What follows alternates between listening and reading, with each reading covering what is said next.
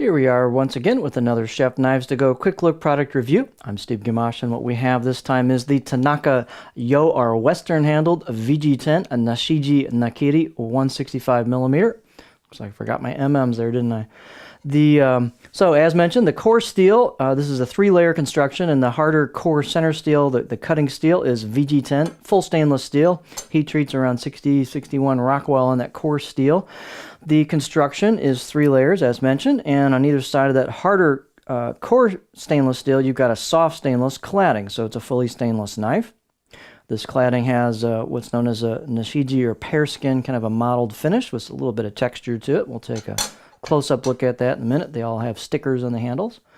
The weights and dimensions can vary a little bit from knife to knife. This particular one is 174 grams or 6.1 ounces. The edge length is about 165 on the useful cutting edge, or 6.5 inches. Overall length about 295 millimeters. And the thickness on these, you can see it's a partial tang construction, but the tang's got a bit of meat to it. So this is about 2.8 millimeters coming out of the handle, and then about halfway down I measured about 2.2, and it pretty much just holds that 2.2 all the way to the end. And this is a pretty doggone stiff blade. It's got some mass to it. Blade height is at the back about 49.5 millimeters, and halfway down it's about 48, so it kind of starts losing a little bit of height towards the front, as you can see. The handle is just a basic black pack-a wood, which is a stabilized wood product. You've got, they should probably be stainless steel rivets on here. Pretty smooth fit and finish. To help the weight balance on this, you can see it's a partial tang that should come down in this area here. You can see it's smooth on the bottom, so that lowers the weight on the handle. And what that does is bring your balance point a little closer to what a wa or Japanese handle would look like. So there's your balance point. And for a pinch grip point of view, that's pretty close. Maybe just a touch in front of that. You've got a little bit of a sense of weight to this thing. Again, it's got a nice confident feel to it. It's got some stiffness. Let's check out our cutting board profile. I just realized I did this a little early, so we'll go back and cover some of those other things we forgot to cover. But here's your cutting board profile. Nice smooth profile. It has a fairly flat profile, just a little bit of belly as you go about. So this should be an excellent all-around profile for a Nakiri style knife.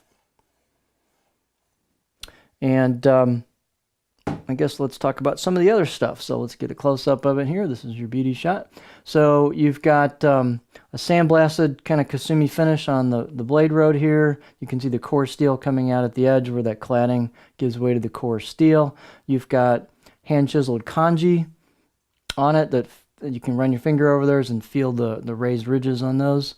On the left side of the blade, it's basically plain. This is the Nashiji or pear skin finish. It's a pretty smooth pear skin finish and will vary from knife to knife. They've done a good job on fit and finish on these. They've relieved the spine just a little bit, the choil a bit on the back, so it's comfortable.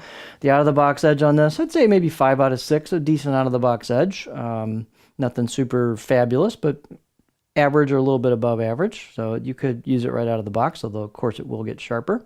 So just nicely crafted knife, and if you're looking for something all stainless but has that real handcrafted look to it that you'll sometimes see more often in maybe some of the reactive core steels, here you go. So this is the Tanaka Western or Yo VG-10 Nashiji Nakiri 165mm knife.